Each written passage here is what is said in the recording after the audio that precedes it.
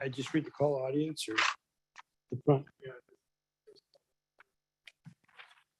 Okay, this is the meeting of the MAG Standards and Specification Detail Committee for July 6, 2022. Call to order and introductions. Do we ask for people who are here? Is there anybody new that doesn't normally attend the meeting that would like to be noted for the record?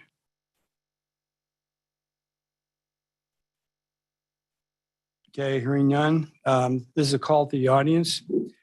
An opportunity will be provided to members of the public to provide input through written comment to the Standards, Specification, and Details Committee on items that are not on the agenda, that are within the jurisdiction of MAG, or on items on the agenda for discussion but not for action.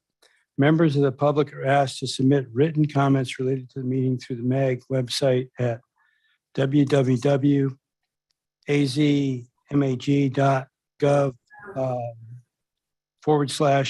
/comment and indicate for which meeting the comment is intended. Comments may be sent at any time leading up to the meeting, but must be received at least 1 hour prior to the posted start time for the meeting. Comments received prior to the deadline will be read aloud during the meeting. Comments may also be provided in person. Comments must not exceed 3 minutes in length.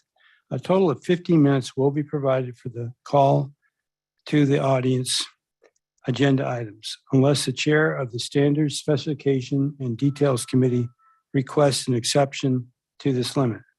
Please note that comments received for agenda items posted for action will be read at the time the item is heard. To attend the meeting by technological means, members of the public may access the link to watch the video stream on the MAG website by clicking on the "This meeting is available to watch online" link provided at https://azmag.gov/event/31513. Okay. Item 3, approval of the June 2022 meeting minutes.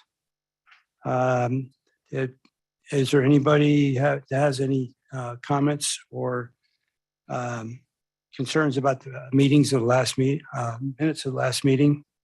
If so, would you bring them forward?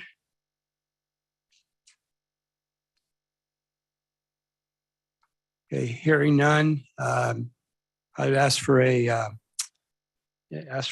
approval of the June 1st, 2022 minute. Carl, I'll make a motion to approve. Carl, second. This is Warren. I'll second. Warren, however you want to do it. Who had made the motion? Dan. That was Dan, yes. We have a motion, a second. All in favor? Or do we read? Do you do that or I? Okay. Do we have a quorum, guys? We do just barely, so please stick with us as long as you can. All right, just checking. Avondale, Yes. okay, Yes. Chandler, Yes. Elmiraj, Yes. Gilbert, Yes. Glendale,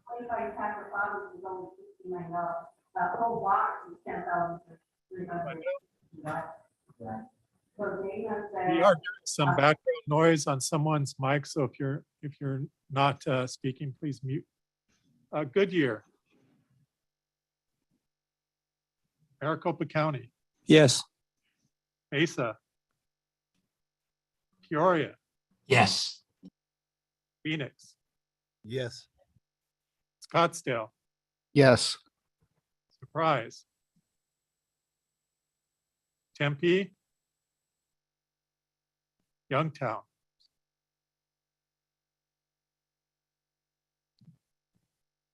So we have 9 yeses, 6 not present.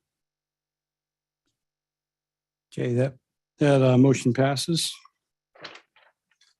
Okay, item number 4, case 2115, new landscaping details.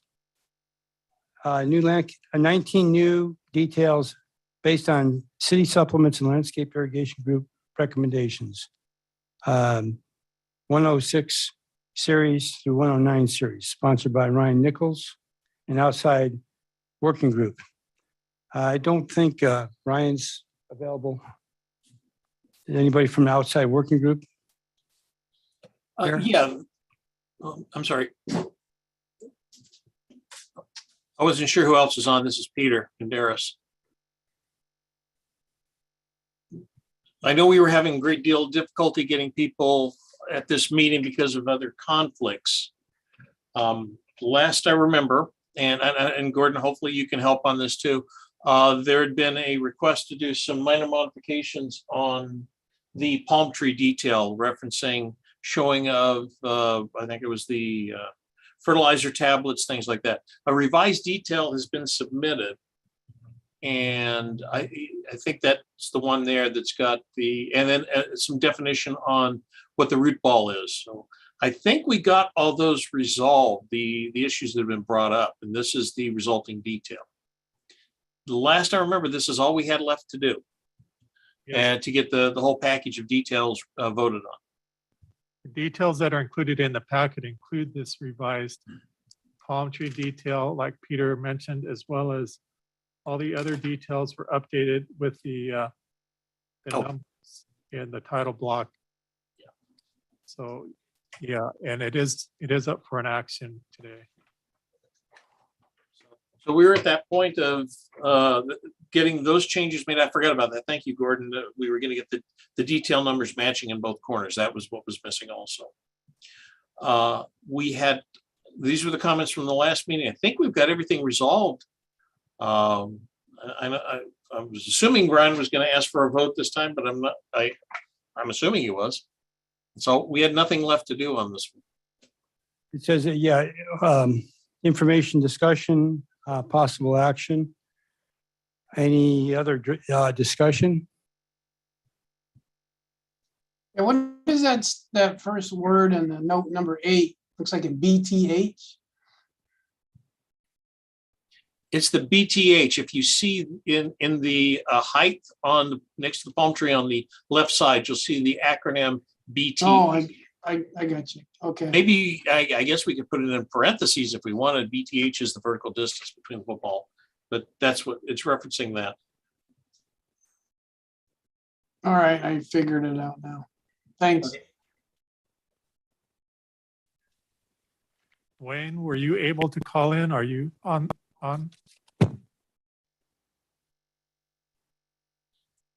Yeah, we had numerous conflicts, and that was one of the issues that I think, Gordon, you and I were about the only ones that could carry this thing forward today.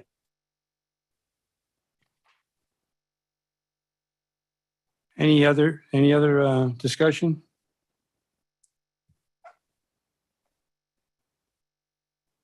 Does anybody want to make a motion on this case? I'd hope somebody could help us on this since Orion's not here. Hey, Peter, it's Craig. Just a quick question. Yeah. The numbering, the 603 the 603-9-8. I don't remember actually talking about that. Is that kind of what the final verdict was on our numbering? Yeah, we'd come up with the 600 series because that hadn't been used. And then what we did was break those out because the fear was we'd start jumbling them up. So you'd have a planting detail where you'd have a hardscape detail, and they'd just fall in sequential order whenever anything new had to be done. So what we did was we combined them as groups. So as you'll see, there's the 601 series, which is basically your planting details. And we can go through this, and then they just start numbering from 1 as we climb up. That way, if there's any new, you would just, if there's a new planting detail, you would just add 601. Then I'm sorry, I get the, okay, maybe what's the series 3 then maybe that was the planting, and then the number 1 was the staking. That was it. I get them somewhat confused because I am not a landscape architect. Okay, yeah, 3 was, I think 1 was the staking, 3 was the planting. Yeah, seeing the word planting, that's making it obvious. Yeah, and then we had the series of hardscape. Then, yeah, 7 series was hardscape. And again, we put spaces in between just in case there was something more similar to that.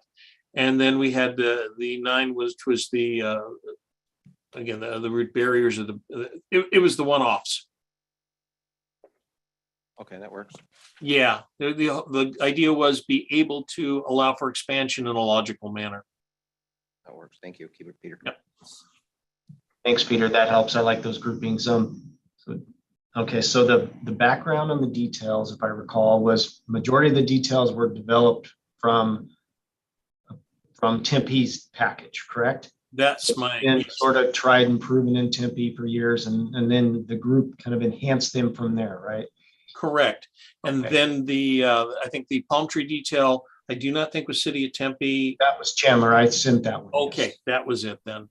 And yeah, that's basically where they came from. And City of Tempe has them in a separate book. This will allow them to now not have to have a separate book for it. Okay, thank you. And of course, we need to vote on this package this year, or since it was submitted last year, right? Okay. Correct.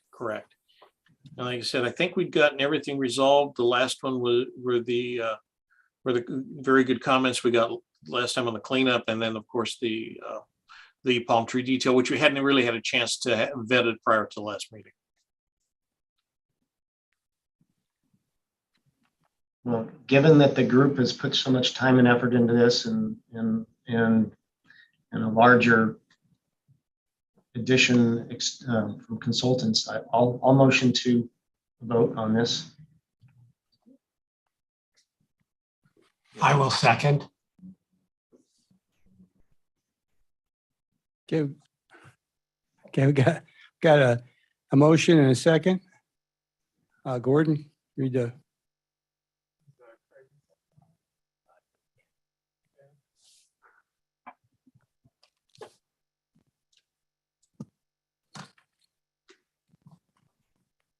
Okay, roll call vote. Case 2115, Avondale, Yes. Buckeye, Buckeyes, yes. Chandler, Yes. El Mirage, Yes. Gilbert, Yes. Maricopa County, Yes. Mesa, Peoria, Yes.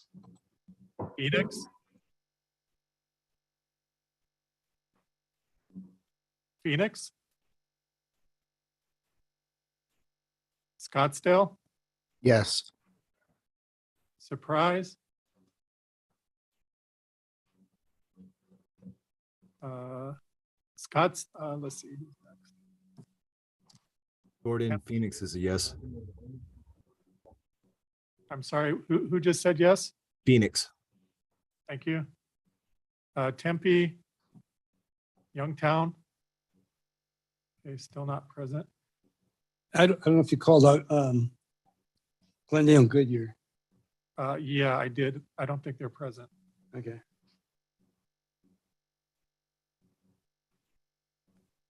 So that one also 9 yes, 6 not present. Okay, that motion passes. Let's see, we're going to go to item 5, case 2201, miscellaneous corrections. The minor corrections from current year mag specs and details. Are there any others? Is that why it's an item? We're asking for any other corrections or on specs or details at this time? Any discussion? Okay, this item is usually held to the last meeting of the year, and we ask for approval. So we'll go to item number 6, case 2205, revise irrigation specifications. Revise section 440 landscape irrigation system installation and section 757 irrigation system materials. Sponsored by Ryan Nichols and outside right-of-way working group.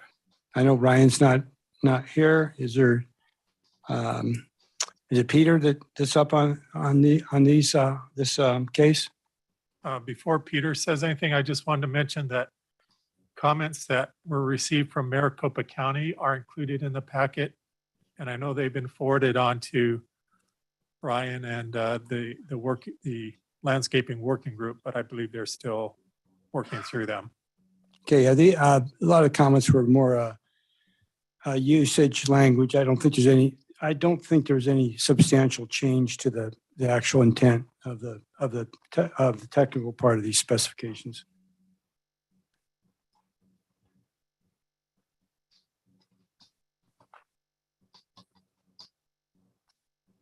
Sorry, guys, I got pulled away for a second. We're on 2205. Yeah. And people that work with me took a look at these and provided comments that were more of the nature of usage and grammar. I don't know if I would call them recommended. I don't know if you guys have looked at them and made any changes or not, or. We've been starting to receive comments. Actually, I have a series of comments I've got to submit myself too. So Okay. I'm falling behind on that one. So yeah, we're really at that comment phase on this one. So please keep encouraging getting comments on this case. That's exactly what we're looking for. Any other discussion on this case at this time? Hearing none, we'll set this one aside and go to case 2206, new irrigation details. 26 new details based on city supplements and landscape irrigation group recommendations. Again, sponsored by Ryan Nichols, an outside right-of-way working group. Ryan's not here, so Peter, if you have any discussion on this one. Yeah, I don't think we've got any changes made. I know we had a series of a fairly long discussion last time. I've got my list on here. We as a working group, we need to keep moving forward on that, but we just need to continue to get detail or get comments on it. Okay, then we'll hold this for future meeting. Yes, thank you. No, item 8, case number 2207, water valve, number 350, and manhole number 450, abandonment details. Create a new detail 350, existing water valve abandonment, and detail 450, existing manhole abandonment, sponsored by Warren White. Warren, you want to talk about this one? Sure. Thank you, Mr. Chair. Nothing new to report. The packet still shows the changes that we made a few months back. I have not received any additional comments. So unless there's anything new to add, I think we may be ready for a motion to vote on this. Okay, any further discussion? Okay, on 22, is it 2207? Yeah, 2207, excuse me. Is there a motion to approve this case? Carl, I'll motion. Okay, Greg motions. Is there a second? I'll second. We have a motion and a second. Roll call. Okay. Case 2207, Avondale, Yes. Buckeye, Buckeyes, yes. Chandler, Yes. El Mirage, Yes. Gilbert, Yes. Glendale, Goodyear, Maricopa County, Yes. Mesa, Peoria, Yes. Phoenix, Yes. Scottsdale, Yes. Surprise, Tempe, and Youngtown. Still not present. Again, that's 9 yes, 6 not present.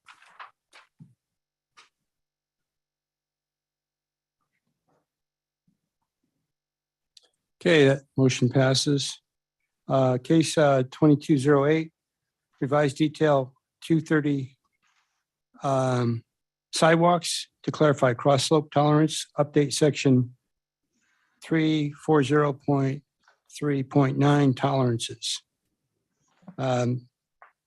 Okay, I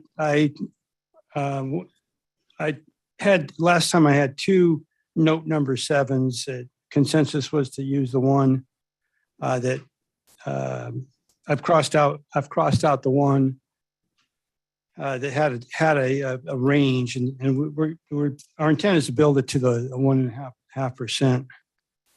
And then we had if the slope deviates more than plus or minus 0.5% from plan or detail within the warranty period, it shall be replaced by the contractor. And then on section 340, well, first of all, you can look at, I did a little detail here showing how sensitive the grades are to being slightly above or below that, using a tolerance that would be a change in vertical elevation. On a 5-foot sidewalk, if you build everything to plan except for the let's say the high edge of the sidewalk, you're going to be with just a 1/4 inch. You're going to still be under 2%, but it's pretty close. And then going the other direction, a minus 1/4 inch, you're going to be down near 1.08%. And then with a 6-foot sidewalk, you're better with the tolerances. Those are the two standard widths I know of, and this is where a sidewalk is actually attached and fixed to the back of the curb. So in doing this little exercise and then looking at a section 340.3.9 tolerances, they have a statement about being within the plans and not deviate by more than 1/2 inch. And I'm suggesting adding a sentence that concrete finish elevation shall not deviate from the plans or standard details by more than 1/4 inch. So I'm open for questions and discussions on this one. Carl, does the 1/4 inch tolerance replace the 1/2 inch? No, 1/2 inch would be a horizontal change. Understood. I could put it in horizontal on the 1/2 inch to clarify that, but yeah, it's where it gets really sensitive is a change in a vertical elevation. I like your detail because what it's actually looks like it's showing is the wider your sidewalk gets, using your 1/4 inch tolerance, you actually come down from the 2%. Yeah, that's correct. There'd be less likelihood of exceeding. Right. But the 5-foot sidewalk is where it gets really close with the 1/4 inch. So I wouldn't, if I said 1/2 inch, it's going to be, if you allow 1/2 inch higher, then you're going to be out of tolerance. It'd be greater than 2%. Right. Hey, Carl, it's Jim with Avondale. I don't understand that first paragraph within the warranty period. What does that mean? I think each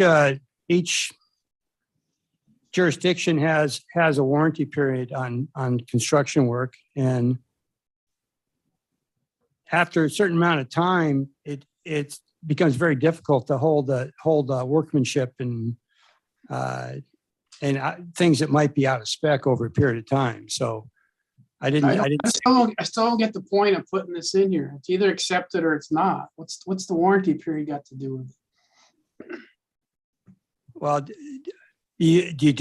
does everybody do their inspections immediately? Or do you come back in 4 or 5 months and check?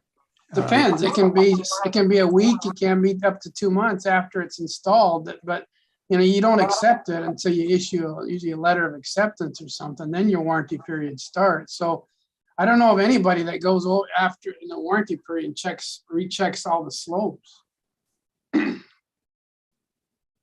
This is AJ from the town of Gilbert. We actually do a warranty walk at the end of the warranty period.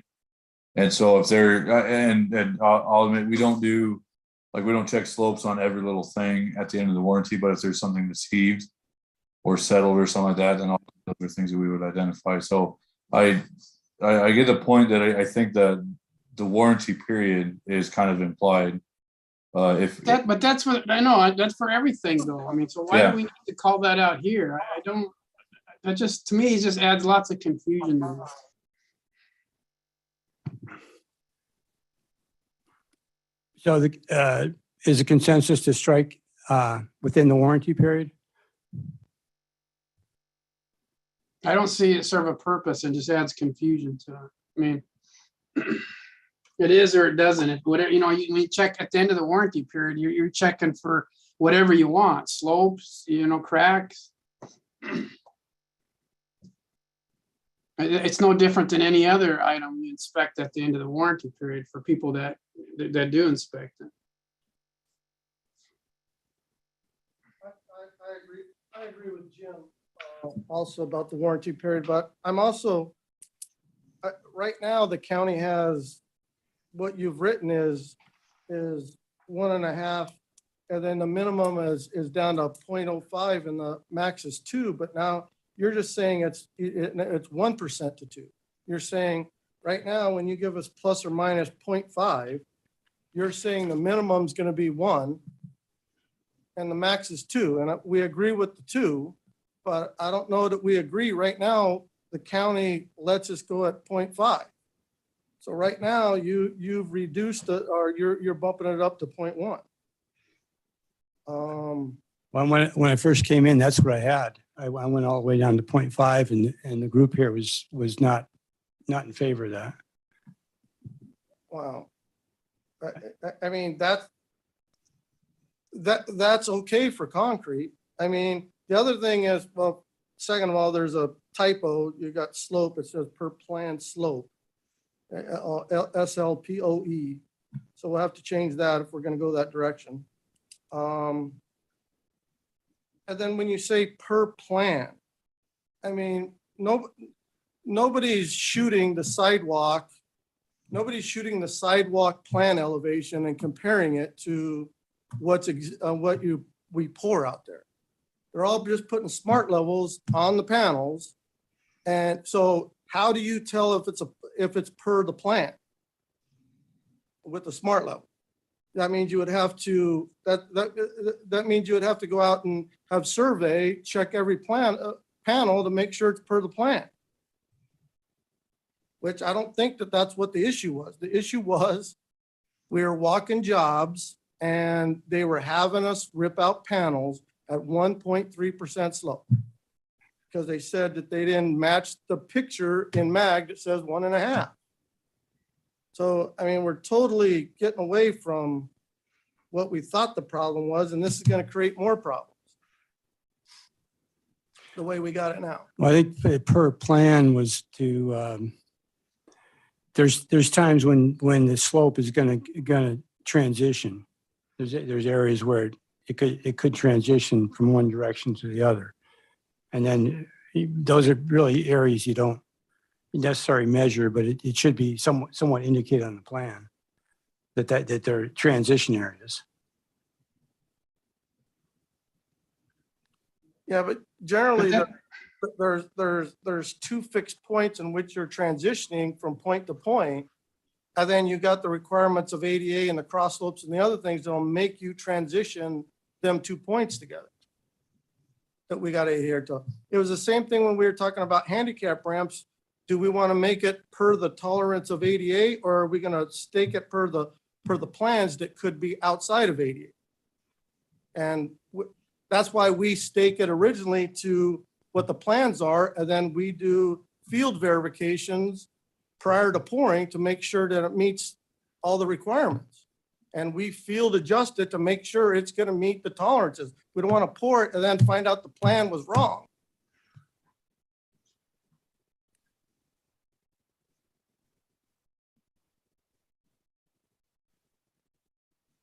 Do you have a different ways to suggest this? Yeah, I take it out. It's just getting way too confusing. I just been dealing with contractors a whole lot on subdivision sidewalks and, you know, a lot of other problems just besides the slope. And this is just, I can tell you, this is just going to cause more confusion. Well, I mean, I think the leaving it to the half, no less than half to nothing above 2 is as simple as you can get, and take out the warranty period. So, I mean, it is a simple, you'll get within the same tolerances that you've got on your drawing, And I think that that's what the county's adhering to now. But to Jim's point, they're struggling just making a smooth surface right now. Yeah, that's just kind of the furthest thing I'm worried about. Well, we do, I mean, we do check it with a smart level, but there's so much variance out there. It's like, I don't know, I just feel this spec is splitting hairs, and we're you know, the construction has tolerances. And I just think it's gonna cause problems. I think, Carl, I mean, what we agreed to with Maricopa County out in the field was, look, it'll drain at a half and we can't exceed 2. And if you meet them are the bare minimum tolerance, we're all shooting for 1.5, Yeah. right? But that they could make that work. And that's how they're practicing it in the field right now with you, with McDodd. And I think the rest of you guys are kind of, like Jim says, he's got bigger fish to fry right now. But I agree, we call out the target slope at 1.5 and the max obviously at 2, and then, you know, 0.5 is a minimum, and that's it. That's what the old note said. Yeah. You guys told me to take it out. So I don't know where we're at now. I don't, Carl. I don't. I go back to note number 7 crossed out, which is Correct. across slopes greater than 2% or less than 0.5% shall be rejected and replaced by the contractor, and get rid of during the warranty period. And that's what Brian and seems to be in agreement with. Yeah, what was wrong with the first note 7? This is Warren. I think, Carl, to help you out here, I think when we talked about that 0.5 might have scared folks, because there are those situations where when you're tying in, where you may have something flatter than a 0.5, and all of a sudden, what are you going to do with that panel? You're tying into something. You still have a running slope that's going to allow that sidewalk not to pond and everything else. There's some grade, but what are we going to do with? So I think that 0.5. When the sidewalk breaks away from the back of the curb and becomes one of the meandering ones, you might want to slope it the other direction away from. That's right. Yeah, exactly.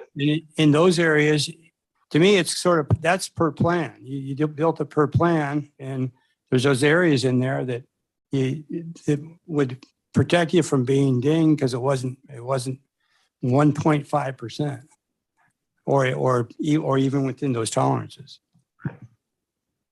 And we know the upper limit is ADA, the lower limit is not. It's just a construction concern, right? Is that what we're talking about? The designer may have had a certain intent of a cross slope, something different than then within those tolerances. But Warren, the 0.5 is just, we're saying that it's not gonna drain properly if it's below 0.5. Right? Likely. This is all for drainage. So we're saying if you get below 0.5, you're gonna have a drainage problem. Right. So yes, you want that target to be 1.5 in the greater part of the sidewalk runs, but we're splitting hairs when we talk about all the little tie-ins and things like that, maybe. Well, yeah, you're gonna match existing, and Yeah. we had a lot of times that, yeah, the contractor brought that up. He says, well, when we transition, I says, that's called a transition. It may not meet spec. What are you gonna do? Take out all the sidewalk in the subdivision? Because you can't find a place to match, you know, it gets ridiculous, so. Right. Well, You're maybe gonna, that's, I mean, if you want to add a note here about allowing we allow a 5-foot transition. Actually, anywhere from 5 to 10, 5, you know, in length, to transition to existing. And, you know, that's whatever the slope is, it is. It's just well, maybe transition. that's it, Jim. Maybe we just add that, maybe a simple statement there, cross slopes greater than 2% or less than 0.5 shall be rejected. Maybe exceptions may be in transitions or something like that. I don't know. So this is Roy. So I know in our specs, we talk about deficiencies and this is with curb and gutter. If water is ponded greater than a 1/2 inch, I don't know if that would be something where our upper limit, like everyone has discussed, is governed by ADA, and we don't necessarily have a lower limit, whether it's like Warren said, if you had less than 5 or 0.5%, as long as you've got a longitudinal grade, it'll still drain out. The issue is and I don't know if we could take the same verbiage that we have in our spec, and basically, if we wanted to increase the note or add a note on this, that the work shall be deficient if the water is found ponded on the sidewalk to a depth greater than a 1/2 inch. I agree, Roy. And then, I mean, obviously that note number 1 has a lot of that language is in section 340, right? Right, and that deficiency only talks about the one that I just read that I was looking in our specs was it looked like it was only referring to water ponded in the gutter. Oh, doesn't talk about the sidewalk. Okay.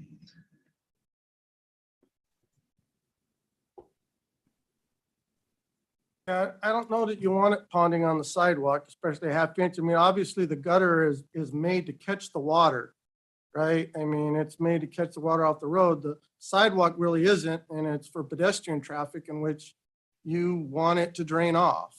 I mean, that's the whole brush finish. That's all. So I don't know about putting ponding language in there because you really don't want it. You need to drain off that pedestrian walkway. And I had thought I recalled some language talking about a straight edge that was to be used, not a smart level, but a straight edge. And that was to find those ponding spots maybe. Yeah, that's in the 340.3.9 section of the standard.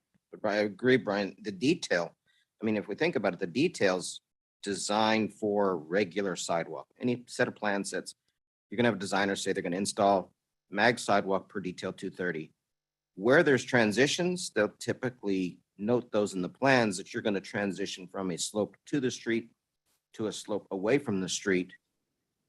I'm not sure on this detail that we want to get into transitions because this specific detail is for standard sidewalk running down, any street.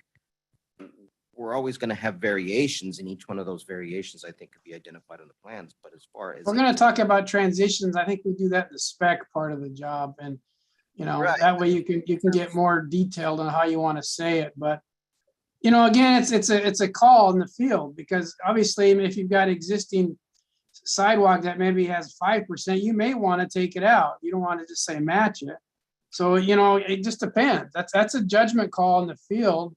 Or if you did a good enough design with a topo, you can catch it at that. But that I doubt that'll happen. But you could do that and then leave it up to the people in the field. I mean, like I said, we could have doubled our cost in the concrete and replaced the whole sidewalk in the subdivision because you can't find 2% to tie onto. You just got to make a judgment call, you know, but there were areas that were pretty bad. And so we said, take it out, but it was case by case basis. So I don't know if we want to get into, and transitions. I kind of agree with Craig. That's just for new construction, period. You want to deal with transitions, let's deal with it separately within the spec section. Right, at the end of the day, we're installing sidewalk per the detail 230 for 99% of everything. We're gonna have iterations at each connection and maybe where we go from a foreslope to a back slope. But I think for this detail, 1.5, call it 1.5%, plus or minus the quarter-inch or quarter-inch tolerance. Want to put the slope tolerance in there? I don't think we need to put transitions or anything in there. I mean, there's things I think we could fix in the spec for another day, but at that point, we could add something in about transitions. But I think for this standard detail, again, the word is standard. I don't think we need to worry about, what ifs and transitions and all that. And that makes sense to me too. We know that this detail's been in place for a long time with that 1.5%, and we haven't heard this issue, right? So I'm not sure the transition topic.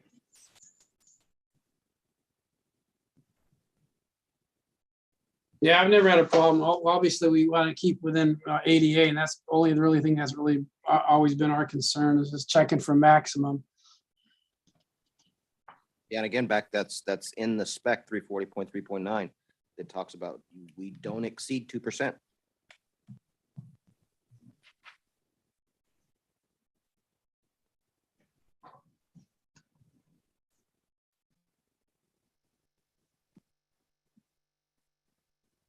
So I say leave that original 7 in. I don't know if 0.5 is too flat. Why not just say 1%?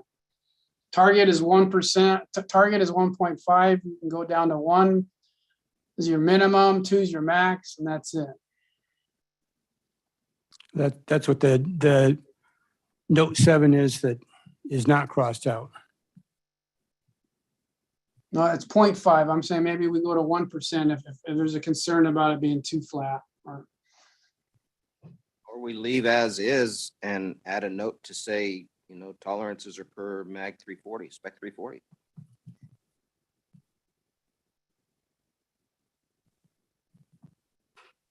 I'm good with that. So 0.5 is basically flat, dead flat. One talks about the section 340.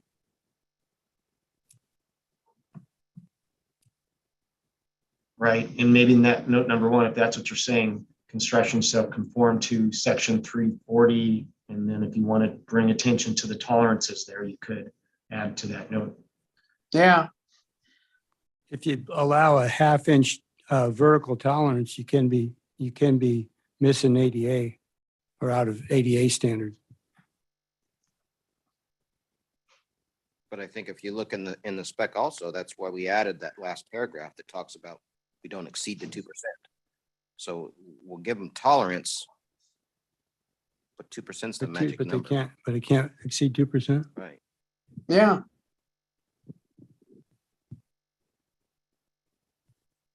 I mean, here's your tolerances, but under no circumstance can you exceed 2%, period. Yeah, and that's basically what it says. Slopes for pedestrian facilities shall not exceed the maximum indicated in the ADA guidelines.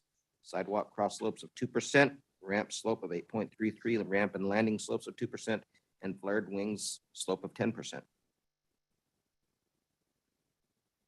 So I think we kind of catch all of our maximums not to exceeds. And the tolerance, if we throw the tolerance in there, again, from the same section, 340, we go to the 1/4 inch tolerance. So even at the 1/4 inch tolerance, we're still not going to exceed the 2%. It gives some flexibility for the contractor in the field. Formwork slides a little bit or is a little too high or something. We're still going to be within specs and tolerances.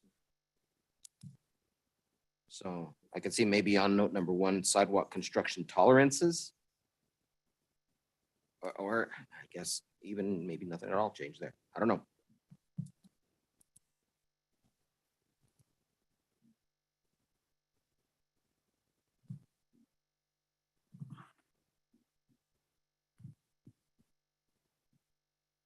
Yeah, Brian, you said that the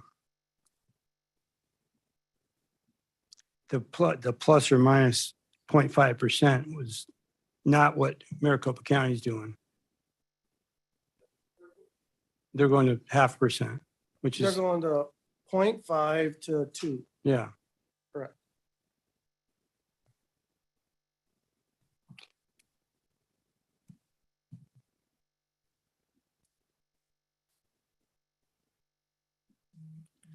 Yeah, I don't know. I've gone around the circle on this for some time now. I don't know really what you guys want to do.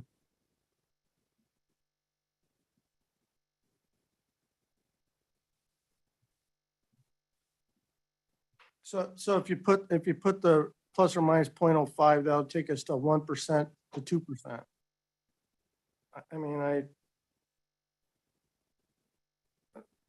I mean, if everybody's concerned, I guess, I think that'll work.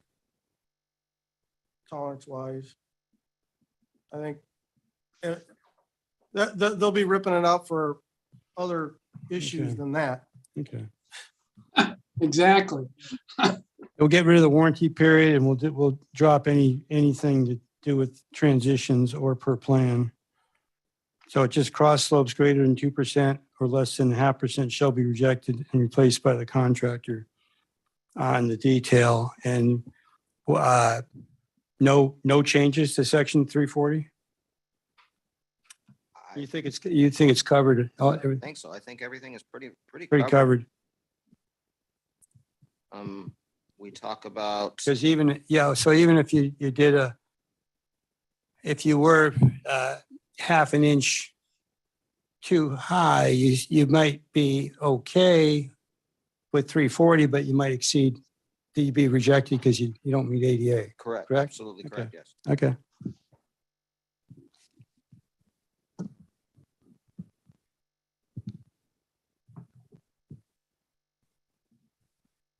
So should I bring this back with the note number 7? It's actually crossed out. We'll get rid of the warranty period and there's no mention of any exceptions or per plan.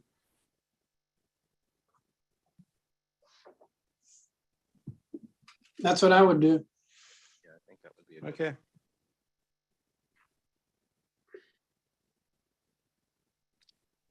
Any other discussion? Okay.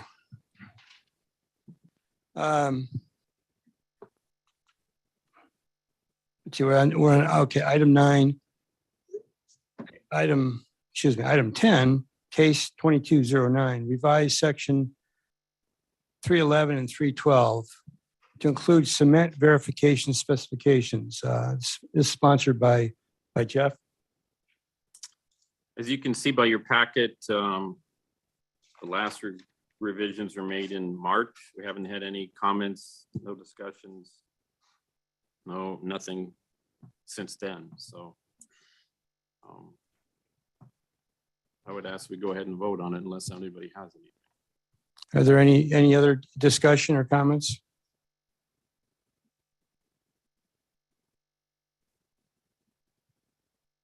Hearing none, do we have a motion?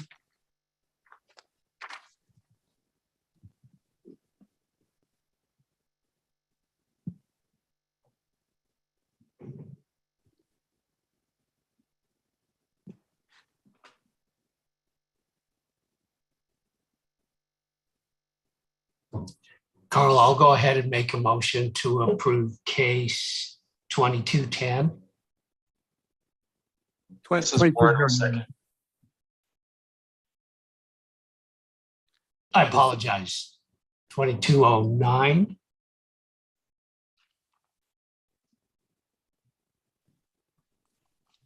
Is there a second? This is Warren, I'll second. We have a motion and a second. Okay, please read the roll.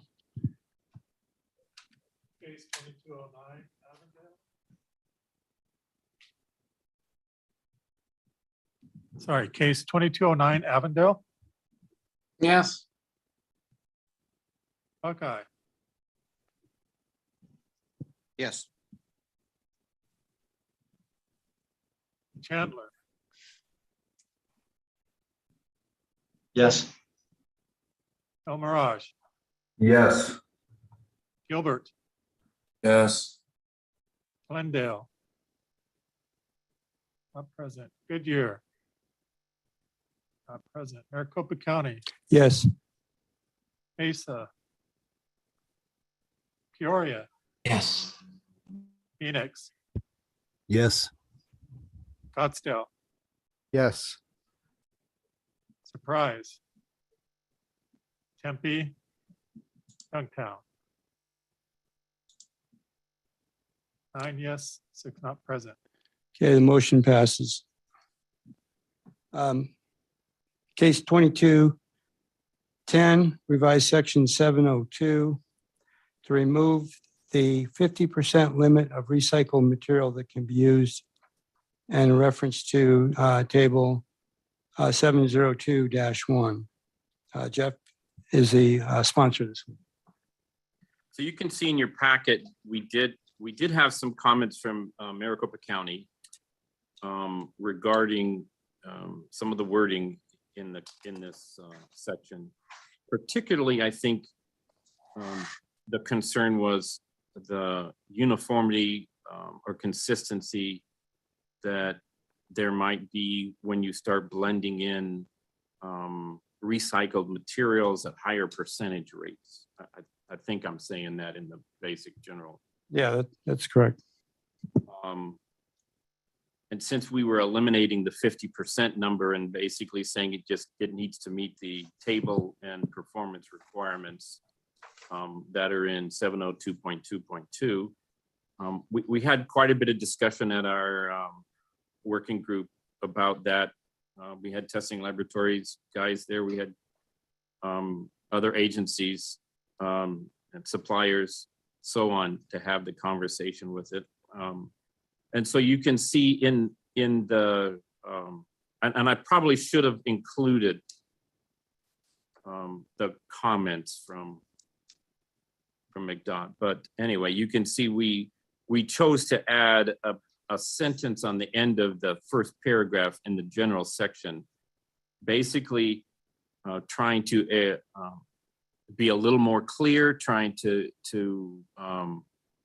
point out maybe additional care that needs to be done during the production, stockpiling, transportation, handling, however you want to say, all those phases of it, to make sure that the product is being consistent. I would point out to you, and we had some conversation about that, that general base materials have a wide range of particle sizes in them. So they have a tendency to separate. Virgin materials have a tendency to separate if a lot of care isn't taken to continually keep those materials blended. It's called gravity. It happens.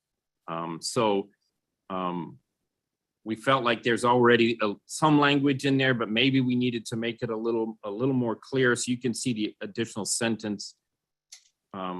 We reworked that sentence at the end of the first paragraph, basically trying to point out, highlight that you really need to be taking additional care when it comes to these materials to make sure that we're getting a uniform product in the field. We got some additional comments then back from McDOT wanting to add, basically the concern was that that's not enough. There still is a concern about the Proctor test, that there would be a difference in the Proctor that would perform, that would affect the basic performance of the material in place. So they were asking to add an additional sentence to paragraphs 5 and 6. And I'll read that sentence. RCM, or a blend of RCM and aggregate base used for base materials, shall be field tested on a daily basis or when required by the agency to determine moisture density relationships using Proctor test. That being added to paragraph 5, and then paragraph 6 would be basically the same sentence, substituting, RAP instead of RCM materials. The concern that we have in adding that in is twofold. One is that's quite a bit of additional testing if you're talking about on a daily basis being performed in the field. In talking with my testing laboratory counterparts, they tell me that it takes longer than 24 hours to get a proctor test done under normal conditions. So that really wouldn't be something that would be feasible to do. The second thing is that would be quite a bit of additional cost involved in adding a daily test. So I think industry doesn't feel like that those are things that we want to add into the specification, because we really feel like that would actually be going backwards in the direction we want to go, because then even if I'm adding just a small amount of recycled materials in there, I now have to do this testing on a daily basis. We're going the wrong direction. We want to increase the use of these materials. So the other City of Phoenix, Rob Duvall mentioned that perhaps we could, instead of having any sort of frequency specified, basically putting in the kind of sentence that we put in every now and then in the specifications, additional sampling and testing may be required at the discretion of the engineer. I hate putting those kinds of things in, because in all honesty, it's always at the discretion of the engineer anyway. If there's a concern about the uniformity of the material, whether it's a virgin material, whether it's recycled material, what's the blend of it, whatever it is, the engineer, if they feel like in place, the inspection staff feel like that they want to do additional testing, that this material doesn't meeting the specs, they're going to have the additional testing done. So I don't really think that we need to say that again. I think that's already in our specifications to allow that. So I guess we're at the point now where we need more input from other agencies. What do you guys think? Do we want to add additional testing requirements for materials that incorporate recycled materials in them, or do we want to continue to stand on what we already have in section 702? And I'll turn over to Carl. Okay. I don't know if you guys had any additional opportunity to have any. Yeah, I think I sent you something after the language you have there, that the daily testing is really not feasible. However, we talked about maybe if you're going to make a stockpile of a virgin and recycled, you run a proctor on it, so the testing guys know what they're going to be reading with their gauges. If that makes sense at all. Apparently your virgin AB is very uniform in density. It's all rock or particles of rock. And if it meets the gradation, it's very uniform in achieving the maximum density. However, when you put in the RCM, it's going to be particles of cementatious material, or our wrap is with asphaltic materials, and it's going to be densities are going to probably be less than they would be with just virgin ABC.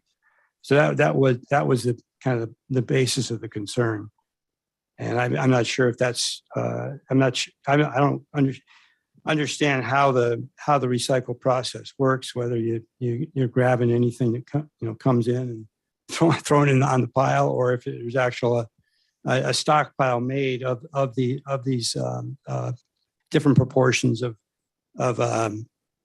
recycled material and virgin material, and Maricopa County does use the wrap. They use it extensively with their rural roads, where we have dirt roads. We can put wrap on them and eventually. Right. Carl, that's unprocessed too. That's usually just straight millings, where this has to meet all the gradation requirements as base materials. That, yes, usually you're not going to just bring in and have 50 tons or something of recycle. You're going to have a pile generated that's sizable enough for, to bring in a recycling process to do it, and then to meet all the gradation requirements. I mean, those two things alone, once you get within the gradation parameters over there, I don't think that you'll see less variation on that than I think you maybe would some of the straight millings, only because the gradation swings. when you're having to meet a spec that's through there and it's all processed that way, I don't see there being any variation. And really from a Proctor standpoint, it doesn't say in the base materials that we have to do it anywhere. I mean, that's usually the contract side and making sure that they get density. That's usually in the field itself. I suppose if that was an additional requirement for those materials, if the supplier supplied I don't know, call it a pile proctor, if you will, or a stockpile proctor, that maybe that's the way to go. Yeah, I think that would be acceptable. I think the problem you're gonna have, again, the problem you're gonna have there is these are continuous processes. I'm not making and leaving stockpiles of material in place and having them tested. This is a continuous process of blending these materials, just like making virgin materials. We're bringing different materials from different parts of the pit. We're adding additional aggregates when we need to. We're adding additional fines when we need to. We're blending these things together through the production process in order to end up with a finished product that works in the field, and that is uniform and consistent. I think that's really where you're back to the concern is. But any processes I've been around is you're not going to get a slug of recycled material and then a slug of virgin material and then recycled material, then virgin material. No, these are uniformly blended together. That's how they go through the process in order to have a product that's going to work in the field. Now, you may have something that's primarily recycled, and that's one of the things we're trying to do here is be able to open up more and use more of these materials without having to go through a complete process of telling people how they have to produce it, how they have to test it, and so on. Just say, look, you're responsible to make the materials that meet the requirements. These are the same requirements we have, whether it's virgin or recycled or a combination of the two. I don't think we can dictate. People are not going to do it. They're going to say, that's too expensive. I'm not going to stockpile additional materials and have those tested. It's just not going to work. Or you put one every so often, then if that's what appeases them. I, as a material supplier, I don't guarantee the proctor anyway. I'll be happy to give you information that I have on the material. If you're concerned about it, run a proctor on it and Correct. Go on the material you're receiving on the job site and do your compaction testing according to that. Agreed. It's for informational purposes only. Exactly. Gradation's another thing. I have a gradation I have to meet. That's very clear in the table requirements on what I have to do. Yes. But proctors can vary anyway. So if you're concerned about having an accurate proctor to get your compaction, you better have the lab run that the day before or something before you do it. Well, but if we're using more than 50%, are we changing the whole makeup of the material enough where we need additional testing or different testing? I mean, maybe we're not talking, apples to apples anymore. If you get so much of the recycled material, is it going to change the characteristics of the testing requirements? Is there enough history out there? Jim, this is part of the reason why we're trying to do this is to try to encourage more use of these materials. We're being asked by higher ups in the city through ARPA and through AGC, why aren't we using more recycled materials in our work and so on? Say, well, we really don't have it. We have guidelines in the specifications that we have to go by. So this is one of the ways we're trying to encourage some of those things is by changing the specifications slightly, only by taking the percentage out of there and saying you still have to meet all the other requirements, including uniformity. So we're trying to encourage the use of those materials. Yeah, no, I support that. I agree. It's just if we get up to some really high percentage, I guess, yeah, if they got to meet it, and if there's a problem with it, we'll deal with it later. So there's going to be Jim, I think, the whole 50% was that we passed way back when was just, they were reluctant back then to do 50%, right? And then, so we compromised, so okay, let's start with 50 and let's see if there's any issues. And from the testing, and I've said this a few times, the Cardinal Stadium is sitting on 100% recycled concrete base.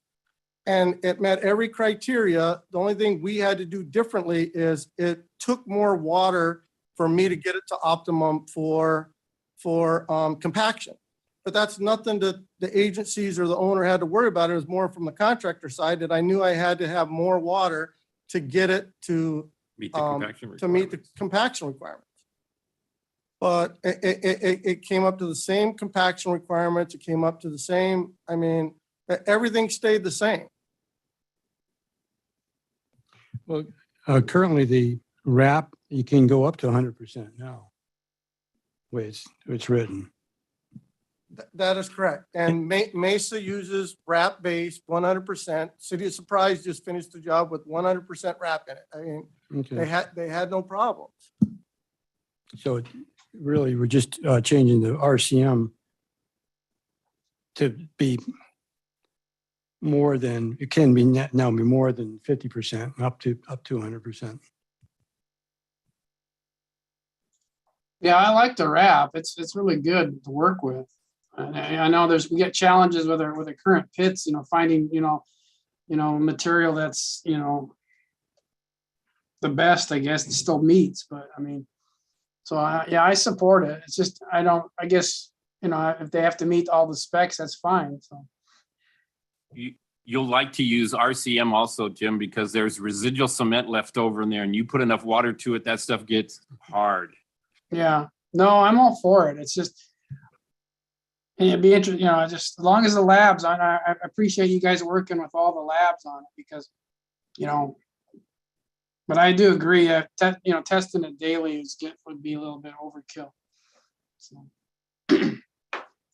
My only comment was on that initial paragraph on the general, where you list the production, stockpiling, and transport. Should we put in there in the placement of it? Is there any chance of this stuff getting segregated if they overproduce? Say you keep windrowing it, you might get some separation, and then if you test it in the field, you might get something different than what came out. Keep in mind, Jim, this is the material specification. This is not. Okay. In the placement specification for base materials, there is language in there very specifically cautioning the contractor about overworking material and segregation and things like that. There's language in there already that we needed to touch. But yeah, you're right. This is material only. So this is all, as far as your end of it, this is all you're concerned about meeting. Trying to stay within the confines of the material specification, and transport's probably outside of that confine too, but oh well. I threw it in anyway. Yeah, so once it's dumped on site, you're out of it. Actually, usually once I put it in the truck, I'm out of it. Yeah, usually not even that far. Yeah. Okay. We'll drag them back in. All right, well, thanks for the information. Committee, I don't know, if we want to, I guess we can, there's not a hurry, I suppose. I'd like to, I think it would be important for us to finish this case this year. I don't see any reason why we would hold it over. I suppose we could have some additional conversation with John or the county staff or something along those lines to see if there's a compromise on language, whatever. But I think from industry standpoint, again, with the purpose being trying to open the spec up a little bit more so that we can utilize more of these materials, again, making sure that they still have to meet all the other requirements. And this is our next baby step, I guess, into trying to utilize more of these materials going forward.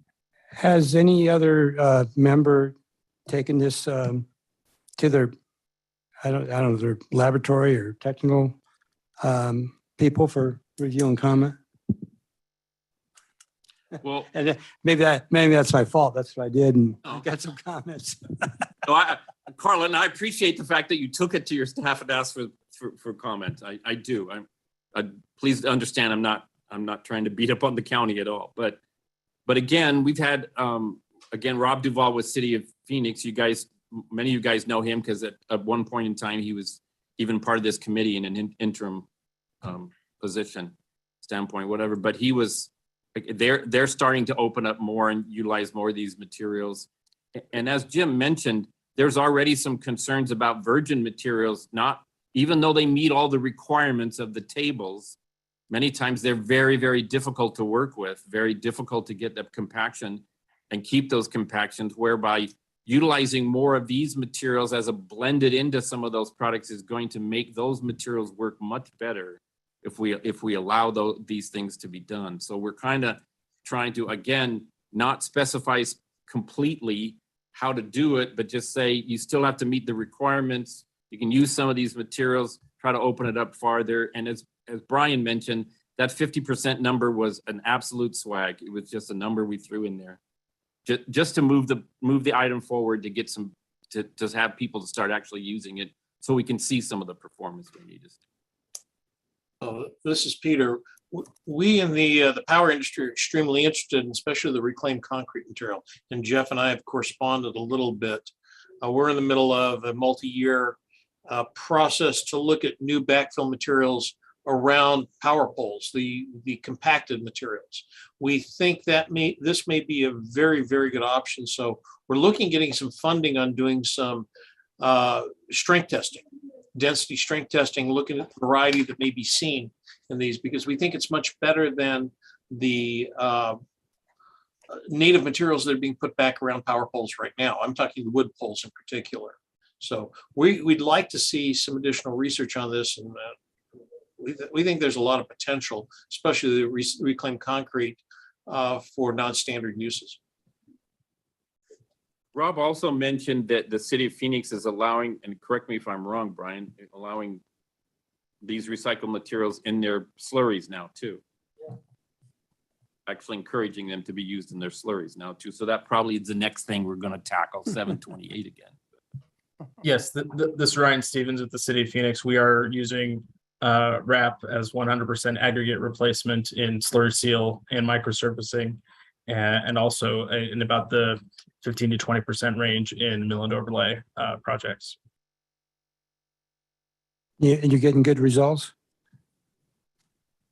Yeah, so far, very good results. And essentially, we require new mix designs anytime the stockpile drastically changes. Yeah, you see like quite a few agencies are already using the recycled material for new construction. Well, yeah, like this, like we mentioned earlier, some of the virgin stuff is so finicky to work with, and once you get it set and you start driving on it, it just peels up, and you get some wrap, and it tightens up really tight, and you're good to pave on it right away. So it is, I think so, workability wise, the wrap is actually better than the native right now. So.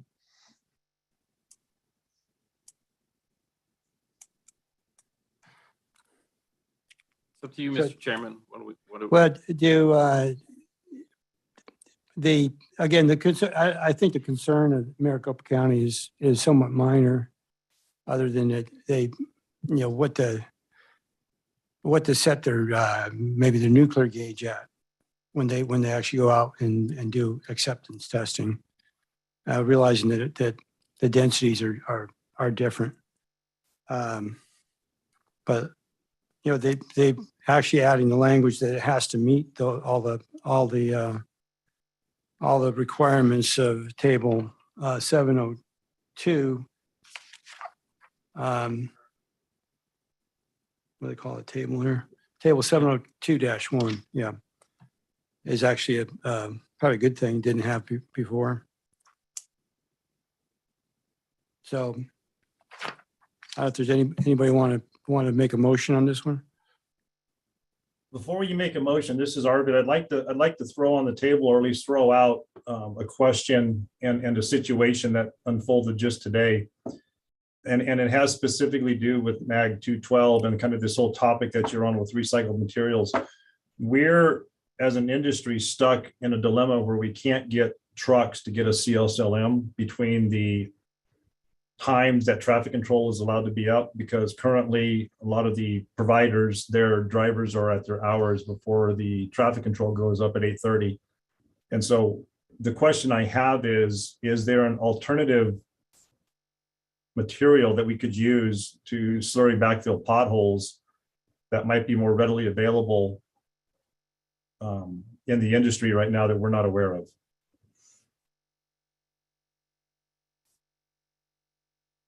Is this material used for CLSM?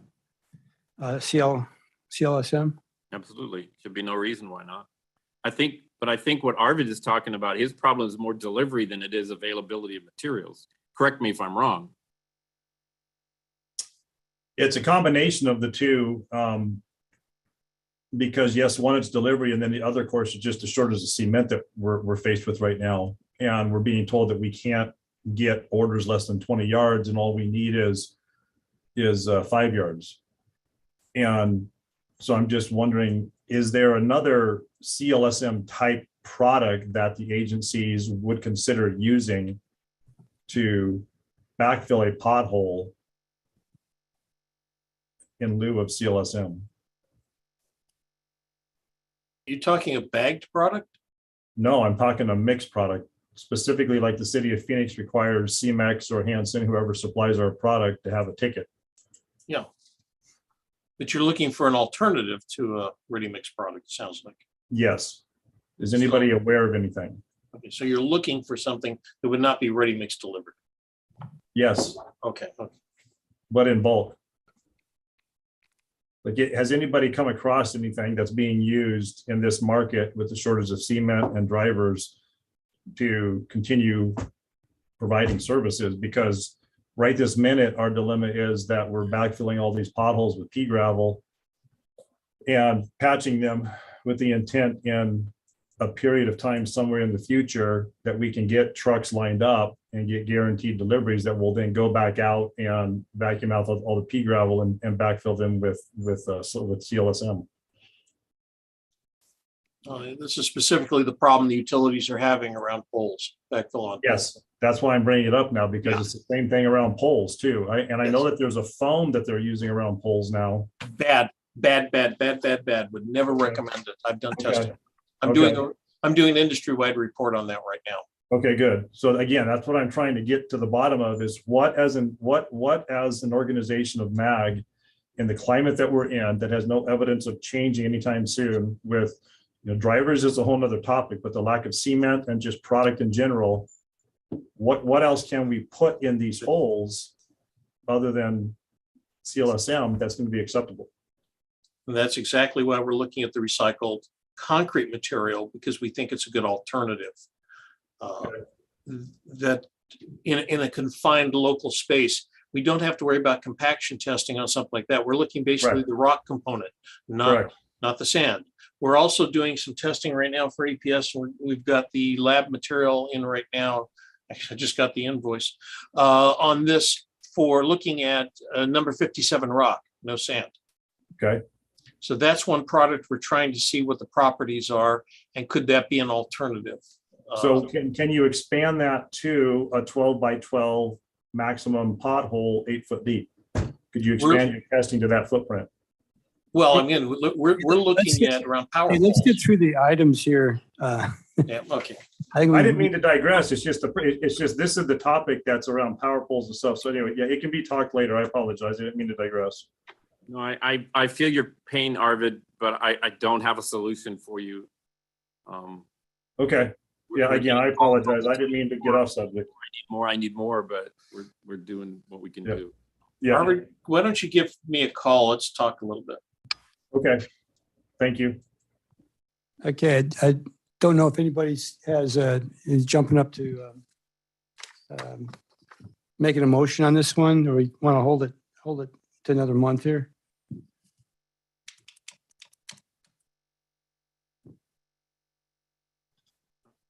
Again, Mr. Chairman, I don't, we made a minor change to that language in that first paragraph, so I don't know what else we would propose to change at this point. If you guys need another month to have conversations with your staffs about it, I don't have a problem with that at all. I do want to make sure that we try to get a vote and get this through this year, though. Okay. This is Warren. I have shared it internally and I didn't get any comments, just FYI. Make me a motion, Warren. Sorry. Well, if everyone's ready, I'll motion. unless anyone out there feels like they want to have some more time to look at it on their end. It has been a little tough with the 4th of July weekend, Yeah. you know, getting some comments back and so on, because a lot of staffing is not around. So.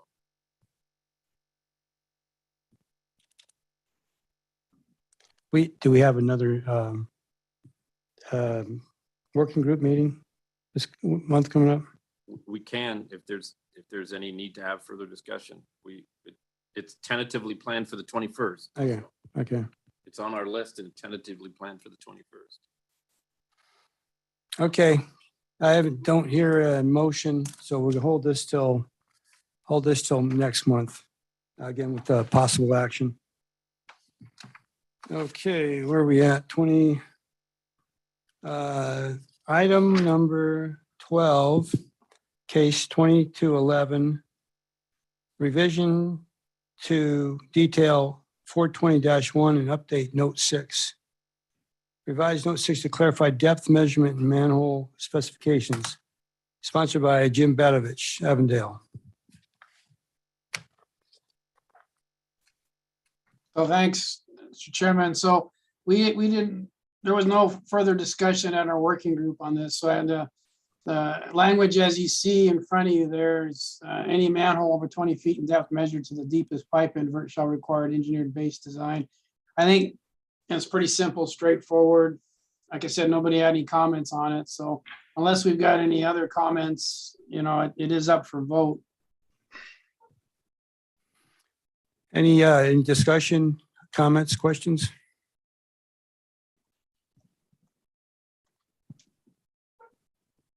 Hearing none, do I hear a motion? Carl, motion. Okay, we have a motion. Second, I'll second this, Warren. Warren seconds. Okay, so we have a roll call. Case 2211, Avondale, Yes. Buckeye, Yes. Chandler, Yes. El Mirage, Yes. Gilbert, Yes. Glendale, Goodyear, Maricopa County, Yes. Mesa, Peoria, Yes. Phoenix, Yes. Scottsdale, Yes. Surprise, Tempe, and Youngtown are not present. Also, 9 yes, 0 not, or 6 not present.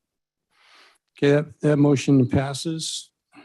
Item 13, case 2212, revision to section 618 and 738, water stop gasket requirements for storm drain construction, sponsored by Warren with Chandler. Thank you. So in the packet, you have all of the specs now that are being touched. It's been expanded slightly from the original 618 and 738. Now it includes 615.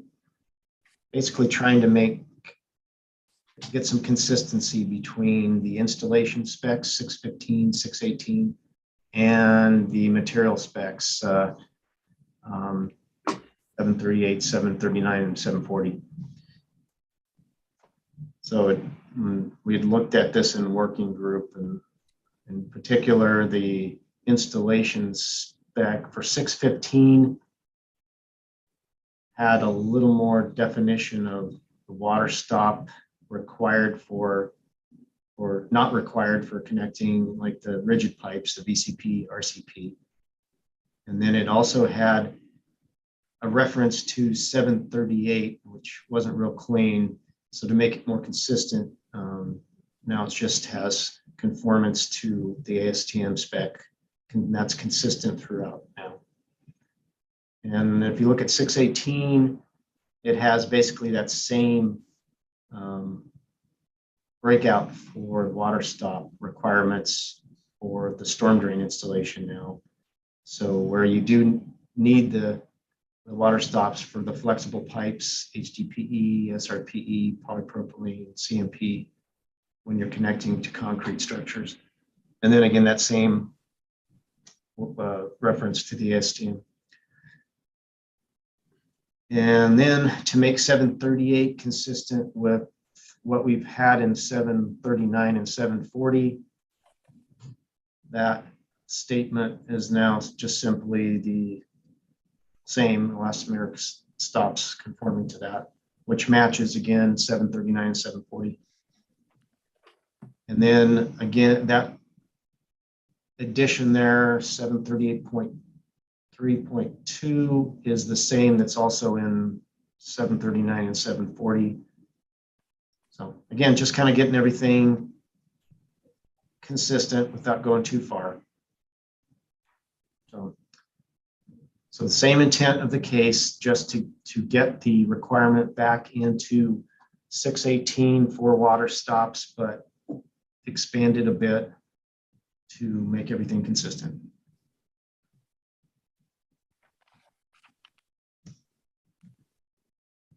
Any Okay, questions? Any other questions, discussion?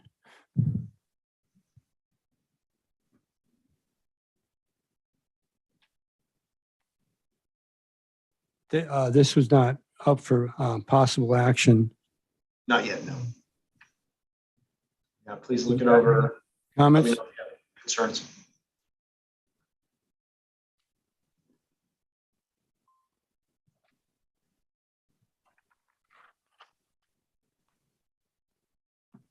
Anything else? Not for me. Thank you. You think it's ready for action at next meeting? Potentially, yes. Really Okay. simple. So we'll bring this forward for action on the next meeting. Item number 14, case 2213, new detail 200-3, revised detail 200-1 and 200-2. Create a new detail 200-3 to show trench cross section for rigid and flexible pipe. Revised details 200-1 and 200-2. This would be Warren's case. No changes from what was provided in last month's meeting. The highlights here still are what was changed basically from the original detail, breaking it out into the two different rigid and flexible. Still need to correct the spelling for the rigid there on the left. So no changes. We did briefly touch on this in the working group. No changes other than we did have a little discussion on maybe talking more about a tracer wire and locating tape addition either here or maybe elsewhere in MAG. So that's it. Basically just to break out from the small little detail that was on 200-2 to a little more clear, easy to read detail for the specific differences between rigid and flexible pipe installation.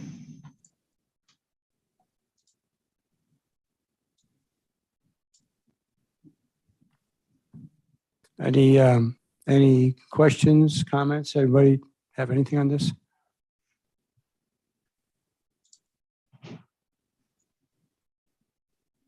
Okay, then hearing none, I think this one I think is probably ready to go up for vote next meeting. Yes, thank you. Item number 15, case 2214, revise section 750, iron pipe to remove cast iron, delete section 752, asbestos cement water pipe, revise section 759, steel pipe to show standard length. This is sponsored by Jim Bedovich, Avondale.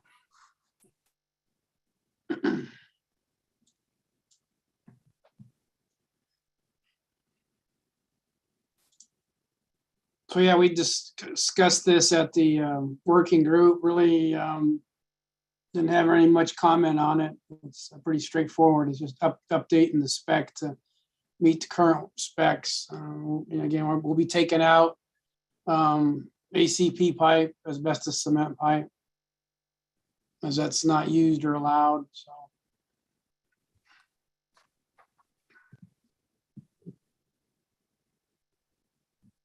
Just and then clarifying some of the standard pipe lengths. So just basically, we're just updating the spec with the help of our industry expert we have on our panel, or it comes to the meeting. So yeah, if there's no comments, I'd like to put this to vote next time.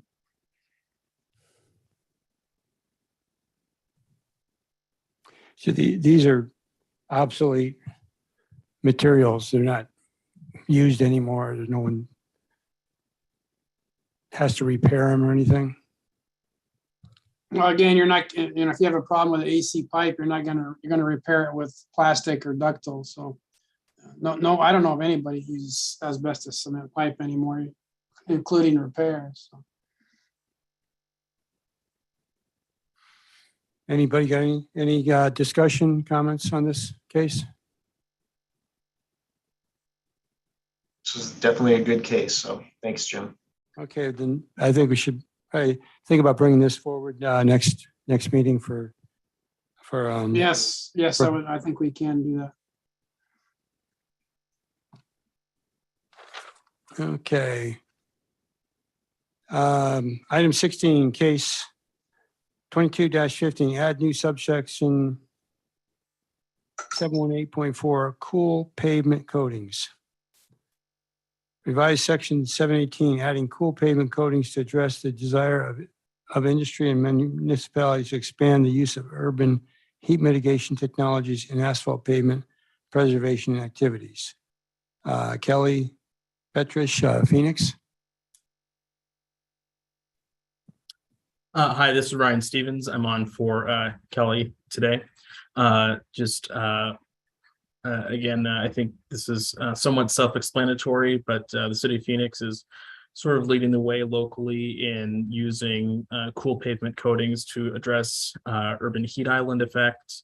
There are several pilots going on with other municipalities, which I believe, will eventually lead to, MAG, presumably wanting some language regarding the specifications for these types of coatings. So bringing this to the committee, presumably to be sent to the working group. But this is introduction to the item, and I'm happy to answer any questions. Thanks. Hey, thanks, Ryan. Just curious, I haven't caught up on the latest on this. How are your pilots going? And then how is it holding up after 6 months, a year, in terms of where it was initially white and maybe a little after traffic's on it, maybe the color changes. How is it holding up, and how is the heat after a little bit of wear and tear on it? Great question. So we've had our oldest installations are coming up on full 2 years old. The reflectivity does decrease over time as it gets, generally it's just getting dirty. We're not seeing, wearing issues or failures necessarily in that regard. But we also haven't had some of our monsoon rains in the last few years that help clean it up. So, but generally we're very happy with how the pilots are going. We've gone to a slightly darker shade this year, which help address some of the aesthetic concerns. And we're still have ASU working with us to quantify those heat mitigation effects. But what is clear is that the surface temperature of the asphalt is reduced by 10 to 12 degrees in the heat of the summer, which is not only good for health, but is good for the pavement in terms of heat stress in the pavement. So we're very excited. We are making it, no longer a pilot program, but part of what we do in the City of Phoenix pavement preservation program. And again, I think as more agencies look to do pilots, we have an opportunity to get some language in MAG that, kind of gets people unified on some minimum specifications that I believe are reasonable. Thank you. That's good to hear. And now what happens once you applied this and say you need to do a seal or something on top? Would this or crack seals and other applications, how does that work with maintenance? Great question. So some of that is a little bit on the unknown. I do know Craftco is making a gray sealant, which is expensive, but nonetheless, it's something that can be produced. We are also going to continue to work with industry, or we'd like to work with industry to look at those slurry seal systems to see if we can make those cool coatings. But by the time a street does need a mill and overlay or reconstruction, those are at this point going to be more traditional products. But there we hope to be using things like wrap or plastics in our roads to continue to push sustainability. And then once the pavement is in good condition, make a candidate to receive a cool pavement coating.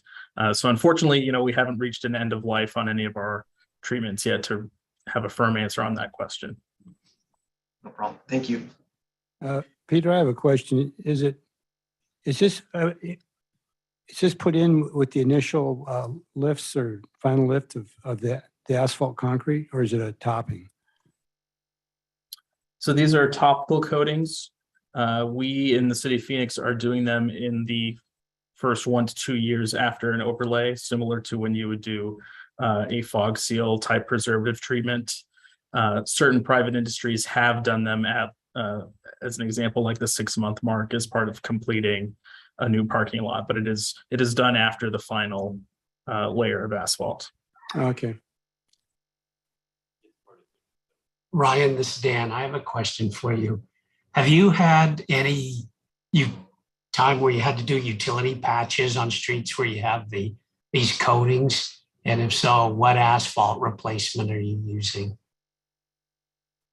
We've had a few instances of utility cuts. Again, for us in the city of Phoenix, these are going on streets that have been overlaid recently. So first, our Pavement Cut Ordinance has a fairly robust requirement for the utility companies. So it is, I'll say, in their interest to not cut pavement that is quite that new, but we have had a few. But essentially they do their traditional patchback, whatever the existing material is, which in most cases is asphalt, crack seal the patch, and then apply the prescribed cool pavement coating that we use in Phoenix on top. And it's only been done 1 or 2 times, but it hasn't been an issue. All right, thank you. Hey, Ryan, Craig out in Buckeye. Question, is this material in terms of friction? I mean, once it gets wet, is it slippery, or how's the friction portion of it? That's a great question. So again, this is an asphalt seal coat, so it's comparable to some seal coating products that are already out on the market in terms of friction and their use. That's also why we're pretty much only utilizing it in local street applications at this point in time, where speed should be lower.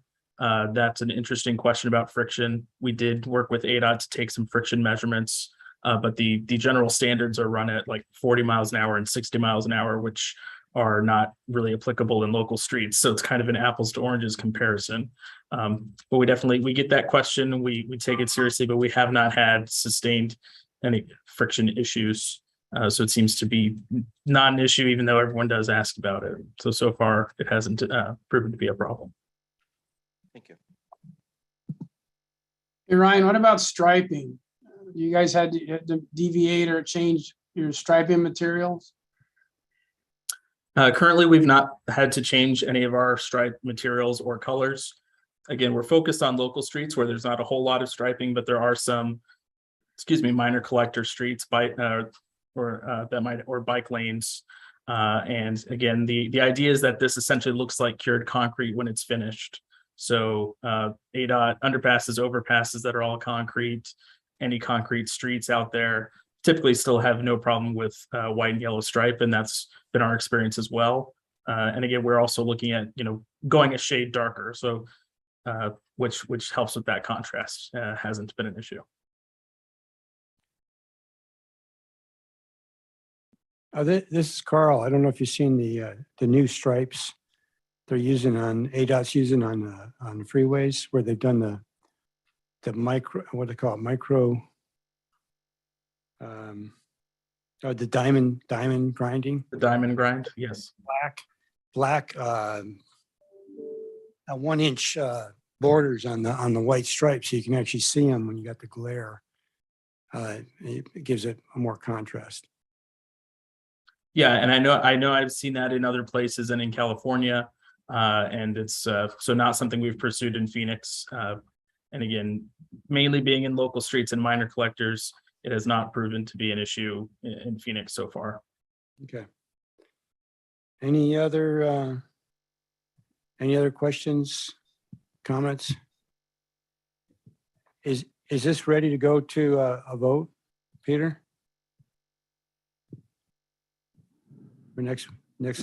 Ryan, Since this is a brand new case, I think Oh. it probably should be reviewed. Okay. But Okay. Okay, item 17, new and potential cases for 2022. Are there any discussion of other new or potential cases? This is the last month to submit a new case.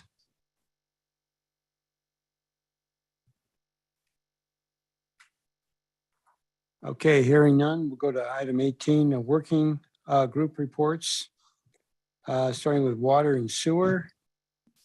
Jim Badovich.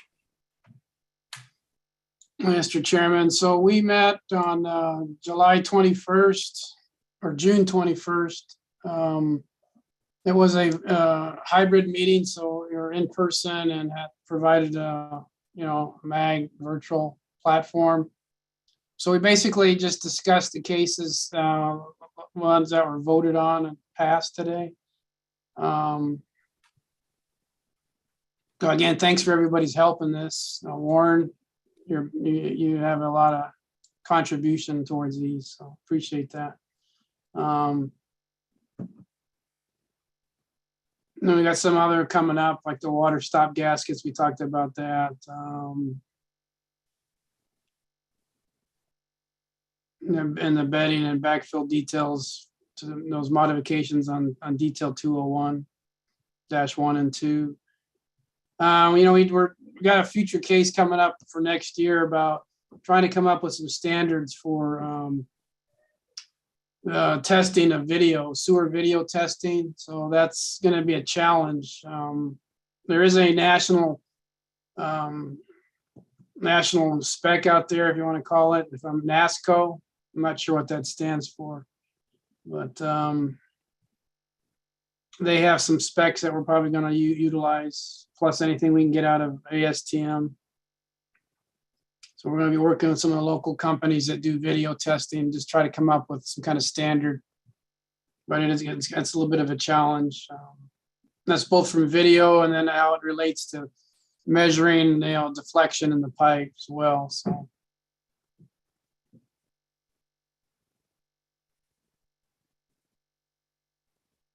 And the other area of interest that came up at the meeting, we've got a supplier that came and would like to explore this adding the spec to mag for PEX pipe. I know pretty much everybody uses copper in the street, but PEX has been pretty well proven in the behind the meter usage, and it's pretty much exclusively now used in new home construction. So we're going to be looking at that, looking at the PEX pipe, for services, and including the fittings that will be utilized for that. But I think some cities are starting to experiment with now and try that out. It's been pretty good proven material, and coppers sometimes gets hard to find, especially in long lengths. And we just had a situation today where, we don't like joints in the street with copper pipe, but we're going to be exceeding 60 foot in length, and it's almost impossible to get a copper, if you're going to use soft copper in a roll of longer. So, it might be a good alternative. So you might see that next year if we can get that, we'll get that pulled together. So That's about it. Our next meeting will be July 19th. Saying it'll be in person and virtual. So 1:30 down at MAG, and then obviously on your web. So thank you. Okay. Asphalt Materials Concrete Working Group. Jeff? So you can see in your packet the meeting notes from our meeting on the 21st of July. Most of the meeting was the discussion that was very similar to the discussion we had today. So there really isn't much point to go through that. Another item now that we also had discussed last month is, and you know, it goes along the lines of what Arvid had brought up earlier was, you know, we are seeing difficulties in supply chain, getting materials into the valley. One of the difficulties is there's a huge problem with the rail right now. And you guys will see it in the news all over the place. Many of the products we use come in by rail. Asphalt binders come in by rail. Cementitious materials come in by rail. Many of those things, many of the other products you guys are using come in by rail. Trucking is already an issue. So just to say, well, we're going to substitute trucks for rail cars is not going to work either. So one of the discussions we've been having is at some point in time, there probably will be the situation where a particular product that's in a mix may not be available. We may have to substitute something else if we want to continue to move projects forward. So we've been just kind of having general discussions on what would that look like? What would we have to do to go through a full-blown mixed design approval process would be probably redundant, not necessary, but what could we do?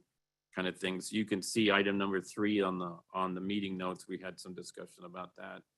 You guys might just be thinking about that at some point.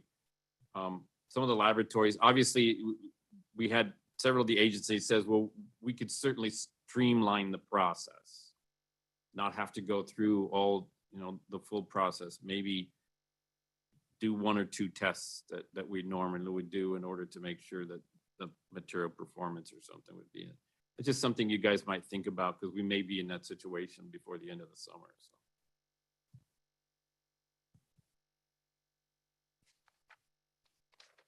So. Okay. And you can see that we do have certainly a meeting scheduled for July 21st. That one. Virtual. Okay. Outside right-of-way working group, Peter? Yes, thank you. We had a meeting on June 16th.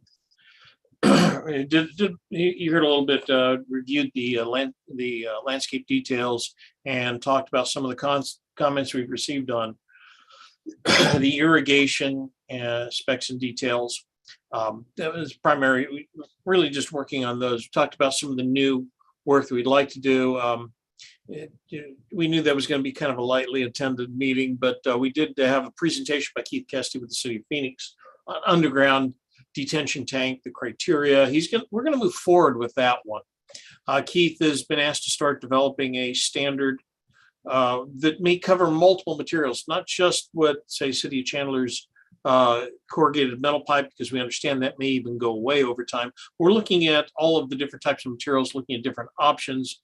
And so be expecting that one for early next year that we're going to be presenting it. I think we talked about getting it out even for comments and ideas a little earlier than as we start developing the concept. We think there's a lot of ideas out there, even outside of our working group, to get some feedback kind of early in the process. As that one comes up, I think I'm going to be mentioning in this group, and hopefully we'll get some additional attendance as we start discussing that in more detail.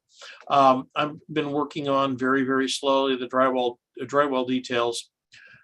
We had a relatively short meeting, and our next meeting will be on July 21st. Again, a Teams meeting. We're seeming to have better success at getting people on there. We're just getting dispersed people from long distances. We eliminate the travel or anything else. I'm happy to take any questions that anybody has. Thank you. Hey, Peter, I tried to get on the meeting last time, but I didn't have an invitation. I couldn't find a link to it. Maybe Oh, okay, that, can you send, invite Gordon, us. how do we handle that? I'm not sure. Yeah, I think Ann Richmond has the invite list, so we'll have to make sure she adds you on the. Okay. Yeah, all else fails, if you haven't been on it and want to get on it, and for some reason, just send me a note just to make sure, or send Gordon a note. We'll make sure you're included with that. Thank you. Okay, thank you. Okay, item, where are we at? Working on 19, general discussion. Discussion of general topics of interest related to specifications, construction practice, and or technology. Standard specification details committee is not allowed to take action at the meeting on any of these matters in the discussion unless specific matter is properly noticed for legal action. Going back to that, you thinking that the reclaimed cement material can be put down the potholes, the utility potholes at a certain gradation, and it doesn't need compaction? Is that what Arvid and? Well, one of the things that I'm actually typing right now, and I just sent off to Jim to talk in the working group meeting, and maybe Peter can jump in on this, was we'd like to add to Mag 212. Right now, the two options are ABC per section 702, type B only, and then half sack CLSM per section 728. We'd like to add the option of using pea gravel, 3/16 to 3/8 pea gravel as a final backfill option. We're in a project right now on 19th Avenue in Alameda where we're tunneling underneath the 54-inch water main, and it can come to find out that back when the water main was installed, they V'd out the ditch to build the water main, and they filled the entire trench line with 3/8 pea gravel. So we are 15 foot away from the water line to the east, potholing down, and we hit pea gravel, and we came 10 feet over, hit pea gravel. So it's a V ditch. So they're using pea gravel, and they've used pea gravel for years to backfill because it's automatically 100% compaction. So we'd like to offer that up as an alternative in this climate where we have a hard time getting slurry to backfill these potholes that are 10 by 10 or 8 by 8 or 12 by 12, and they're confined. So that's what I'm proposing. So on the research end of this, we've got a research project for Arizona Public Service right now. It's an active one, and it's for wood poles, but the same problem. You have a wood pole with a drilled hole and a small annulus space around it, which you can't get compaction effectively. Right. You can't measure it, so you can try all you want. So we're looking at some different options on one, moisture control, where if we're putting something in, can it be tamped? Can we look at something that is self-compacting? So we're looking at a number of different materials. Secondly, we've got a national research project going. It's a national study on backfills and different types of materials that I think we'll be able to share. We've got a number of products that were locally provided in Arizona that we shipped off to a lab in, I'm trying to remember, back east somewhere. They're doing large diameter shear tests on those. We're trying to, and we're looking at different levels of compaction. One to the point where you drop the material in place, just literally level it off, see what the strength and settlement properties are. Then we're doing ones where you just tamp twice and lightly tamping, see what the properties. So part of this is a national problem. What we're running into here is not unique. Everybody's having problems getting it. So we're trying to look at non-cementitious materials that can be used that still provide good stability. Our greatest concern is anything that's placed being too rounded. And that's where the pea gravel potentially comes in. And so we're looking at fractured face counts on some of these, how that would be. It's going to be, we're trying to rush the research through. We're hoping by the end of the year to have some interesting results, but I'll share it with everybody as soon as we get the information. Yeah, the other product that we use is a 3/8 or 3/16 chip. So now you've taken the rounded out of the equation and you're using 3/16 reject chip. And you can get it cleaned or you can get it dirty. And the dirty or cleaned is nice because you put it, if you get the clean, you get it down in the hole and it's just small chips. And the moment it hits the ground, it's 100% compaction because it's just rock. And so that would be a nice alternative. That's what we use for our sewer Yes. bedding, and that we Yes, use. exactly. and a little bit of fines in it and some moisture, and yeah, it works really well. It works really well. So I'm just looking to add an alternative option to MAG 212 to give us the freedom to be productive for the whole cycle of the system and not be sitting around waiting for it to cool off that we can try and get the cement truck drivers back on daytime hours. So the other research I did many, many years ago, and Salt River Project still continues to use this material. It's number 4, ASTM C33 number 4. The problem is that's much more difficult material now. It was readily available many years ago. Okay. That has been used around steel poles in the valley for decades. Now, SRP had gone back and used a very, very flowable cement fly ash lime stabilized grout. And now they're looking at doing it without the grout. The testing I did way back showed it very stable. The grout was really more of a long-term strength issue. We get 1,000 PSI, whatever out of it. It just filled the voids. It wasn't necessary. We would be putting, these are the big steel poles. We're not talking the little ones. Yeah. We're talking poles that are holding the 69 kV up at dead end structures across the valley. We would put that rock in, and about halfway up, you could let go of the pole. It was locked in place. Right. As it came up the annulus. I know that worked really well, but again, the ASTM C33 number 4 rock worked very well. Had a large void space, but didn't really matter. So there are ways to do it, and we've got to find a way to get a little smarter on different stuff. Yes, and that's wrong. I'll bring it up at the working group on my end with Jim. I will try to attend. Life has been a little crazy here. Yeah. As you can see, I don't even have time to get a haircut or shave anymore. So I need to get some time. I'd like to attend your meetings. Yeah. Okay. Well, thank you for bringing that up again. You think you have enough to put a case together at this point? Well, I sent it over to Jim already, and I'm at the working group. I'm gonna ask if we can just add the language, build a case for MAG 212 to just add the language to make 3/16 chip as one of the options under the material options, and make it pretty simple. Okay.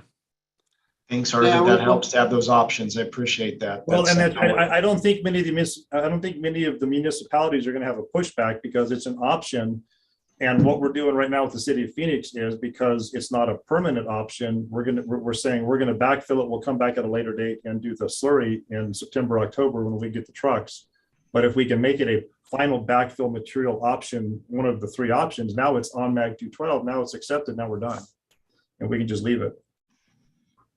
Yeah, I'll put it on the agenda. The only thing I want is, say we, eventually, because they're gonna have to figure out the cement problem, because the world needs cement. So right. So what I would want, if we added, I'd like to say something with agency approval, because I don't want it as a go-to all the time, and then we've got to take it back out later. So I like to add it as a choice, just as long as the agency can have it. Yeah, so long as the agency will accept it. Yeah. In the situation I'm in right now, they gave me 2 options: get CLSM, or make your pothole big enough so that we can drop a guy down in there to do a nuclear test and do 8-inch lifts. And I said, we're 14 foot deep. I'm going to have to dig my pothole is going from 10 by 10 to 6 by 6. And I'm not going to do that. The customer won't pay for that. You don't want me digging a 6 by 6 hole in the road just to backfill an 8-inch lifts. I said, we're going to just fill it with pea gravel or chip, and we'll come back at a later date and we will slurry it, CLSM, once we can get the material. Yeah, as long as you got, pea gravel is good, as long as I have support around all sides of it. Like you find out if you expose a water line or any pipeline that has it, just falls out, and then you're in trouble. So right. As long as you don't expose it, and again, a pothole is just a small void. It's not, And then to Peter's concern, I remember I'm going back a ways when they used to allow for street light backfill. Yes. The problem with that is that it's not good in moment, and so the wind would shift the rock, and then so all the poles would be leaning because it would give away. So that's the problem, because the pea gravel wasn't didn't have anything to bind it together. You get a good moment on the pole, and it just lean, and so that's why Same thing with foam, and foam degrades over time. So those are the problematic with using it for that type of situation. Yeah, I think the chip is the better material and the better product to use versus pea gravel. Yeah. Yeah, Jim, you're precisely right. It's also horrible in torsion. There are some street lights that have been backfilled with asphalt. And it was funny how that stuff really moved in torque. You get some prevailing wind, you'd see street lights turned around. The testing we're doing for APS is all in moment. That's why we're really trying to see, can we get a self-compacting material that can work in moment? Well, the nice thing is, Peter, whatever you get there can be used in MAG 212. That's the beautiful thing about it, because moment's not what we're looking at is something that's going to stay there and not give over the long haul. Yep. So that's perfect. Yeah, we want something that, is good in compressive strength and doesn't settle. So. Yep, that's exactly right. Well, we're pressing forward, waiting for the lab results. I'm hoping to be doing the testing in August up near the Choya power plant. Cool. All right. Okay, any other general discussion? Item 20, requests for future agenda items. Topics or issues of interest that the Standards Specification Detail Committee would like to have considered for discussion. A future meeting will be requested. Any future items, agenda items? Hearing none. Comments from the committee. Opportunity will be provided for members to present a brief summary of current events. You have anything, Gordon, or?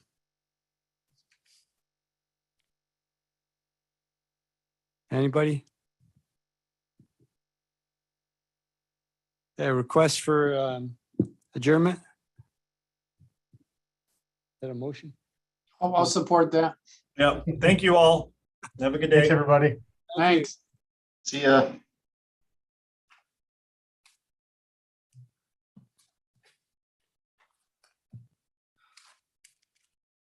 good, Jim. I'd love to solve this problem. Question. What about just Why it needs cement in order